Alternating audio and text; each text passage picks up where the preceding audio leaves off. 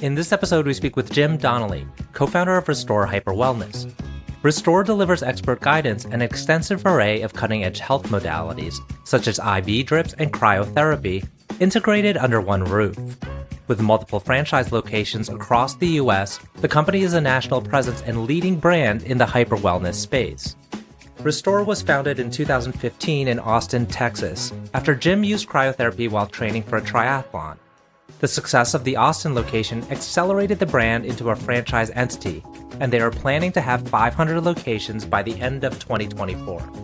Prior to founding Restore and after serving in the military, Jim founded and backed multiple ventures. He also co-founded igoyugo.com, a leader in user-generated travel website content, which was later sold to Sabre Holdings Travelocity. I am your host, RJ Lumba. We hope you enjoy the show. If you like the episode, click to subscribe. RJ Lumba is the executive chairman of Market Insight Media and the managing partner of GrowthCap. He is the host of Great Entrepreneurs, a podcast for driven entrepreneurs and business owners.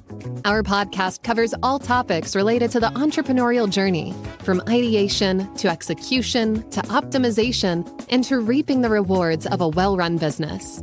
In the minutes ahead, we'll share with you unique insights and tactics from some of today's most accomplished and inspiring entrepreneurs. Jim, thank you so much for taking the time. It's a delight to chat with you today. Thanks for having me. I really appreciate it and always love the opportunity to have these conversations. Very excited for this because it kind of reminds me of one of the first podcasts I did with Bahram Akrati, who's the founder of Lifetime, which is also in the health and wellness space. And I notice you've got a very impressive track record as an entrepreneur. So where I'd like to start is actually 2 decades ago when you were working for a financial institution, Citigroup, as a director of marketing. What enabled you to take the leap of faith to become an entrepreneur and start your first company? Yeah, a couple things. Number one, I come from a very entrepreneurial family. My dad was a crazy entrepreneur. We always had the latest and greatest wacky devices. We had a propane-powered car, just weird things like that. And by the way, my dad was a failed entrepreneur. Every business he ever started didn't actually become successful. But he taught me a couple things. Number one, he taught me, don't worry about it. There's no debtor's prison in the US. And as long as you're honest, work hard, do what you say, you can start over the next day. And that was basically the one piece of fatherly advice that my dad left me. And he meant it in all the sweet, nice ways. And then two, my dad had this amazing enthusiasm that no matter how bad things were, he could look at the bright side and look at the opportunity in the negative. And I think I got that from him. And then I started a business when I was in grad school, when I was 21. Part of my MBA was starting a business and doing it as part of the curriculum. Interestingly, you would think it would discourage me. I had to go into the military and fulfill my commitment. I was literally in Ranger School. And the guy that I had hired to run the company while I was in the military stole all the money from all the bank accounts, never to be seen again. So once again, you would think that would be a negative incentive to start another business 20 years ago. But it just kind of taught me that there are things that you have to put into place. And at that time, it was so little money. Like this was a college project. It was a tiny little business, but it was just part of the learning process. So all of the things you do up until the time you start a business are part of the process of learning and getting better. And then when I was at Citibank, it was kind of the tail end of the dot-com phase. So every one of my friends started something, some successfully, some not successfully. But it was pretty clear to me that corporate America was not going to be where I wanted to be. So it wasn't even an option, like to not go be an entrepreneur. So it wasn't one of those agonizing decisions of, oh my God, I'm leaving the safety net of a monthly paycheck or biweekly paycheck to start something risky. No, I tell young kids all the time because they ask me for entrepreneurial advice. I say, listen, go out and get a pedigree, go get a good education, go work for good companies. And then you always have a place to fall back. Having said that, as an entrepreneur, you shouldn't be thinking about your fallback. You should go head first, dive in. But if you have a little bit of a pedigree, you can always land on your feet. And once again, going back to what my father taught me, the repercussions for not being successful are just really not that big a deal in the United States. Now, it doesn't feel good, certainly not what you hope for, but you're not crushed by it like in some other countries where if you're a failed entrepreneur, you can literally never do it again. No, I didn't have any doubt that I was going to be an entrepreneur. Matter of fact, the first day I started at Citibank, my best friend now for the last 20 plus years, and I started talking about the business we were going to start in the Citibank conference rooms 24 hours within our first day of starting. Got it. And so the first business, it looks like it was a pretty good success. Is it I Go, You Go? Is that the way you pronounce it? Yeah, it was I Go, You Go. And I was a military kid and sort of traveled the world and moved a lot when I was a kid. And travel was a kind of an essential part of my dynamic. And I Go, You Go became the world's largest content database of user generated content. And we had people spending 7 hours on average writing these wonderful travel journals, putting up pictures and really going deep around what they thought was great about a location. And then we had a matching algorithm that would match those travelers with people like them. So the idea was if you really want to know how to travel, you should get that information from someone who's been there. And that's what iGo Yugo was. And it was, we won a Webby Award for the top travel site in the US. And that led to us being acquired by Travelocity and Sabre Holdings. Fantastic. And then you go on to start a series of other businesses. I look at your 2005 to 2010 timeframe as a prolific period. And I'm going off your LinkedIn here. Emerson Joseph, you had real estate developments, you had the rehabilitation of historic properties, and then the Yeah. Charlotte Athletic Club. Was this a period of where you just had all these ideas and you wanted to do them as soon as you had the idea? You kind of like had them underway as soon as you thought about something new you could do? Well, there was a construct actually. So I moved to Charlotte from North Carolina after selling I Go You Go. And I love Charlotte. Charlotte's a beautiful city. Anyone that complains about Charlotte is kind of like, come on, seriously, get a grip. It's a beautiful city. The weather's great. It's near the mountains, near the ocean. I go on and on. But it was a little boring. It's a banker town.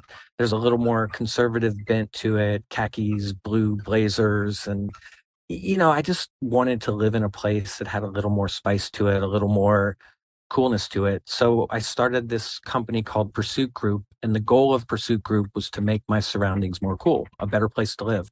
So all of the real estate projects were very boutique-y, interesting projects. All of the retail businesses were literally things that I used in my day-to-day life. The Charlotte Athletic Club was a function of there not being a great health club to work out at. And so I think our reputation became, if there's a quirky, cool project to be done, go talk to Pursuit Group. And I had this really great collection of guys that were super creative and fun loving and let's go do cool stuff. It seems in every 5-year increment, you started something new. Then you start Kin Valley, and then you start a Restore in 2015. So maybe what we do is we jump ahead and talk about Restore Hyper Wellness. It is fascinating. You've scaled incredibly quickly. Maybe we start with a definition of hyper wellness. Yeah, so hyper wellness is this aggressive pursuit of doing all the things that you can do in your life to be proactively healthy and well. That's very different than the typical approach to healthcare in our country. It's a sick care model that, to be quite frank, is broken. So, this proactive approach is something that we think keeps people healthier and avoids the need to ever enter the sick care model to a certain degree. And that's been the case. Like get customers that come to us all the time and they have the same story typically. I was sick. I went to a doctor. Doctor didn't know a lot about what I was going through, didn't necessarily have good solutions, threw a bunch of pharmaceuticals at me. The pharmaceuticals tended to create other, even worse side effects. And I was just looking for something that was more natural, more sustainable, more affordable. And that's where Restore came in. So everything we do is sort of a seminal wellness modality. It's hot, it's cold, it's pressure, it's light, all of these things that your body responds to naturally in meaningful ways, but that don't have side effects. And to be quite frank, we could make affordable. So the mission of Restore was to make hyper wellness affordable and accessible for everyone. And what made you kind of embark on this new mission? It seems like everything you've done in the past was a bit different, from travel to the various kind of projects under Pursuit to Kin Valley and now to this franchise model. Yeah, I think most people fall into one of two camps. Most people tend to build on an expertise and just add layer upon layer on the same expertise. That was not my path. I like to take a base level of competency and apply it to the things that mean something to me. And they can be very different categories. They can be very different things, but the same sort of philosophy, the same approach works. And so I've taken that path. So I like to say I'm not great at anything, but I'm good at a lot of things. I think I'm really good at building a culture. I think I'm really good at creating a consumer proposition that's appealing. I think I'm pretty good at attracting talent and, putting the pieces together. And I think for a startup entrepreneur, those are the things that certainly follow you from business to business, no matter what the category is. And I like to say Restore is what people know me for most now because it's the latest. But I Go You Go at the time was very disruptive to the travel category. Pursuit Group was very disruptive on a local level. Restore, very disruptive in the healthcare space. And so the next business I do will also be equally disruptive and something new. That's interesting. So you're already thinking ahead. Do you think there's still room for other ideas for you to pursue? Absolutely. Like I joke with my wife, I've probably got 3 more 5-year cycles in me. And people ask me all the time, why would you do that? You've been successful, you've made a lot of money, you have a great life. And I simply say, you get to choose what you do in life and you get to choose what the definition of work is. I've never had a company that I've started or run that wasn't a joy to go to every day, that wasn't full of really wonderful people that I cared about, people that I wanted to share my time with. And they all had a mission. They all had a mission that was important to me personally, but also good for the world around me. And I think if you have those ingredients, it doesn't feel so much like work. It feels more like doing the thing that you were meant to do or want to do every day. And so, this 5-year thing, I do think if you look at your life, 5 years is kind of how the ebb and flow of life happens. College is 4 to 5 years. You sort of have 4 to 5 years of single life, then you get married, and 4 to 5 years later, you have a kid, and they're little kids, then they're teenagers. I could go on and on. And so this 5-year dynamic, I think, is really tied to the way life works. For Restore, I was 46 at the time I started that. So if you think about why would I get into proactive health and wellness? Well, because you're starting to hurt, you're starting to not be able to do the same level of high intensity sports that you used to do. You're seeing your parents get sick, you're seeing your grandparents die. And so that all kind of hit me at once and made Restore an obvious thing to do. And when you think about that 5-year cycle, do you think about fully exiting or retaining ownership and building a hold co, like a kind of portfolio of companies that you Well, continue to own? I could probably be more sophisticated about that notion of a hold co and portfolio. Part of the problem of jumping from category to category is the portfolio approach doesn't work quite as well. Mhm. But I've definitely held on to something. I still own the Charlotte Athletic Club after 14 years. I own it with other people. They operate it day to day. But that's an example of something I've had for a lot longer than I normally hold on to things. So the idea isn't necessarily that I have to exit every 5 years. The idea is that I'm not going to be the day to day operator after 5 years. This sort of the day to day activity becomes different. It's much more process oriented. There's less original creation. So, some people are better at that than me. I always say my superpower is that I'm self aware. And so I know what I'm good at, I know what I'm not good at. And, after 5 years, there are people that like that daily grind a lot more than I do, for instance. Mhm. And do you have like a core team that goes with you from one idea to the next? I always say if you want to check the quality of an entrepreneur in terms of loyalty and people skills, just look at how many people follow them from business to business. And every business that I've ever done, I've had a significant number of folks follow me. And that's why it gets easier and easier. People think, golly, starting a new business every 5 years, that must be hard. Well, it's not hard when you do have key people that will follow you. It's not hard when you have investors that will follow you, that will, like, literally, they'll invest in a business I do now based on an idea on a napkin. And it's because there's been a track record of success. I've always worked hard. I've always done the right things. They see the talent that can be attracted. And they see that there's a track record of success no matter what category we're in. And so it actually does get exponentially easier to be an entrepreneur if you have a track record of success. Now you have in your investor base, I think they're the key investors, General Atlantic. Had they been with you or been part of your businesses in the past? And tell us a little bit about that partnership and kind of what they bring to the table. Yeah, no, the General Atlantic is a first. Actually, institutional private equity money at that scale is the first time I've done that. It's tended to be angel investors or lower level institutional investors in my previous companies. But Restore is such a big opportunity. Clearly, it's the way the world is moving, and the top growth equity funds like General Atlantic clearly want to be in that space. And so we had an option of virtually every quality consumer growth equity fund out there, whether it was TPG, General Atlantic, I could name others. We did have our pick of the litter. And I think it's because, once again, the space we're in is a huge opportunity. We had a very attractive business. I don't think you can find too many other companies in the medical space that have been able to scale like we have. It's very hard to scale a medical business at the retail level in the States because every state is like its own country with its own set of regulations. So I think what we did was very unique. And I think that's the kind of thing that attracts a General Atlantic. General Atlantic is unambiguously the cream of the crop. They're in a tier that is rarefied air with a few other top names. And so if you're trying to help society, change society, make society healthier, at some point you do have to bring on a partner that has, number one, the sort of intellectual skills, the financial capacity to sort of be in it with you through several stages. The private equity dynamic is, it depends on the day you ask me, and it depends me the question you ask me about it. I think that there have been some very positive things. I've learned a lot. There have also been some other things, like careful what you ask for. If you get $140 million from somebody, don't ever think that it doesn't come with certain strings and other things. And so I've learned that for better or worse. And I tell people all the time when they ask me, should I go down the private equity route? I said, it just depends. It depends on what you're trying to accomplish. It depends on what you're comfortable with. If you have the characteristics of personality A, do it. If you have the characteristics of personality B, don't do it. You'll be miserable. And so it really just depends.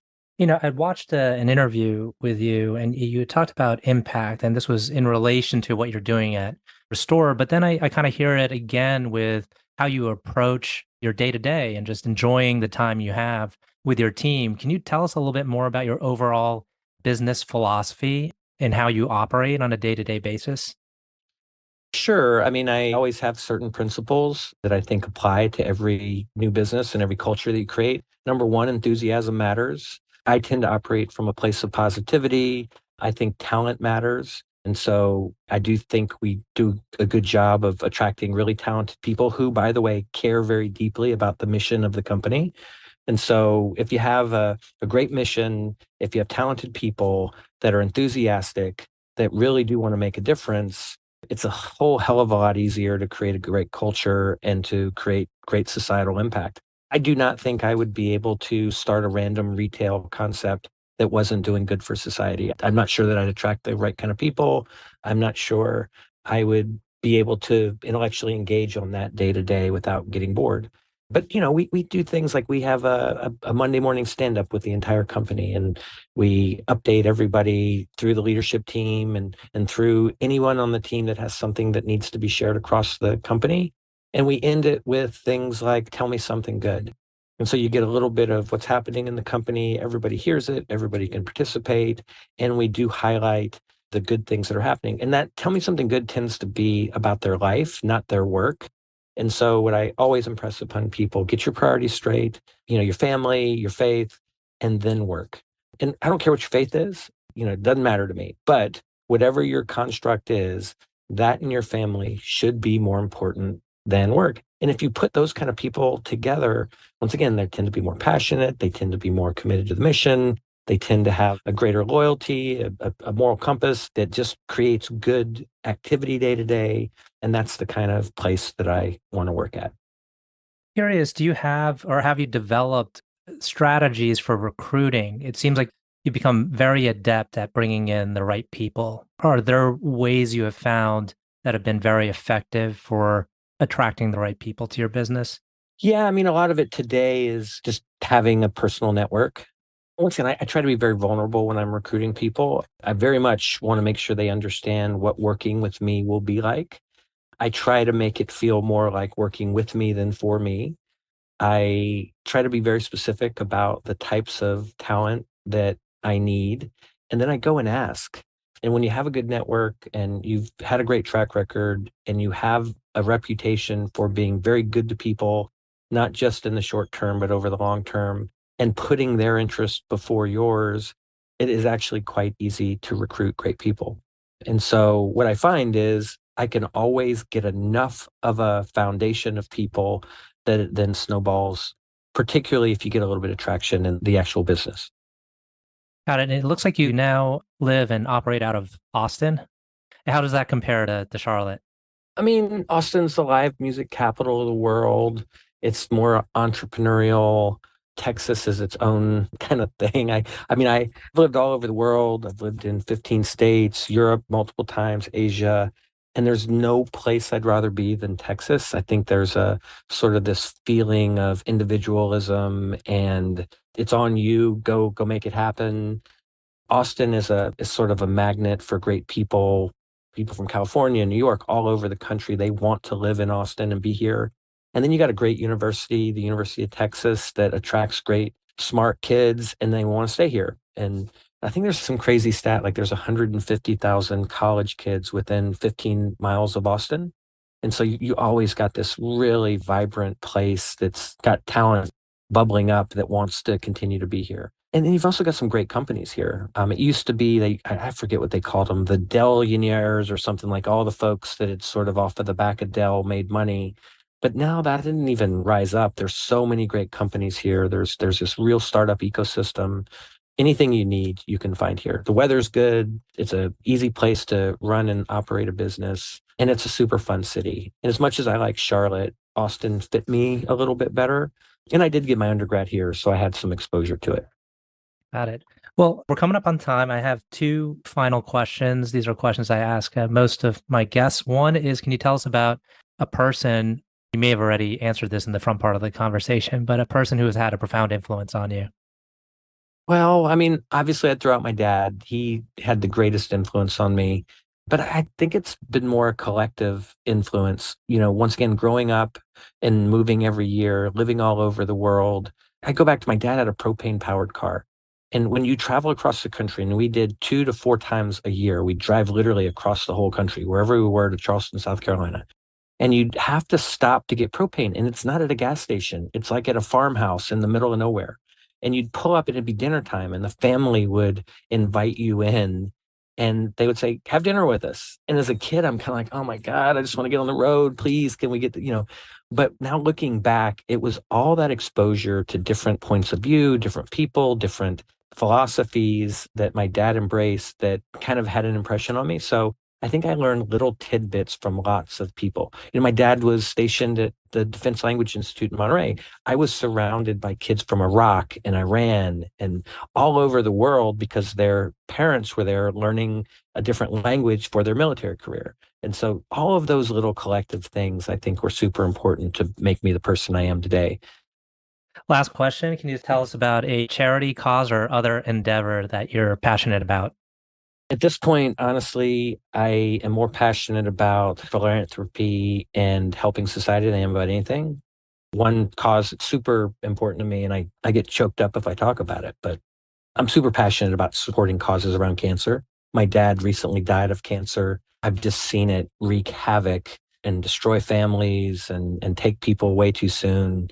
And I always say, if I'd have gotten a hold of my dad 20 years earlier with Restore, I think I could have saved him. And so I just don't ever want that to happen to anyone else that I know and love. And I want to spread that so it doesn't happen to anybody else. So I do devote time and money and resources towards causes around cancer. And in my dad's case, it was sarcoma, which is a very rare form of cancer. So I support the sarcoma charities and do a variety of things around that. But at the end of the day, honestly, if there's a good cause and someone approaches me the right way, I tend to try to support it. Well, thank you for sharing that. And before we conclude, because we did mention again, Restore, and maybe we can cap this off by telling us about how Restore improves health span.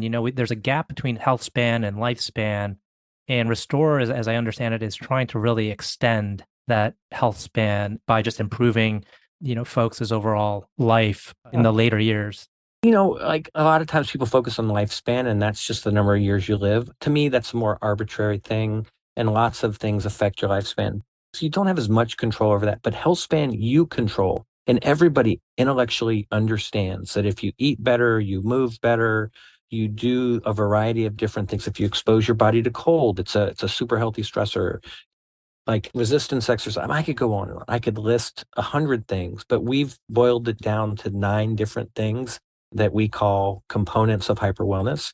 And if you do these things, you almost inevitably improve your health span. Once again, you look around, over 40% of Americans are obese. I don't think too many people would debate the idea that if you reduced your body fat when you are overweight, that you're going to be healthier. Well, now compound that with 5 or 6 other things, and it becomes pretty apparent that you can extend health span.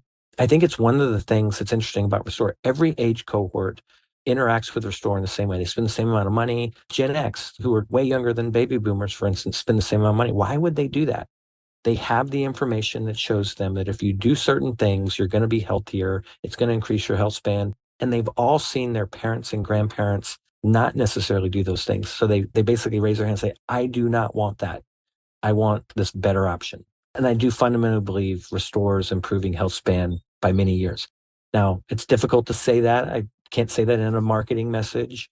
I stay away from lifespan because that's also difficult to prove. But I think if you ask the typical Restore customer who's engaged on a regular basis, they would fundamentally tell you their life is better day to day. And the idea is like, because it's better day to day, they keep coming back. And it's that long-term interaction with Restore that leads to the longer-term health span gains.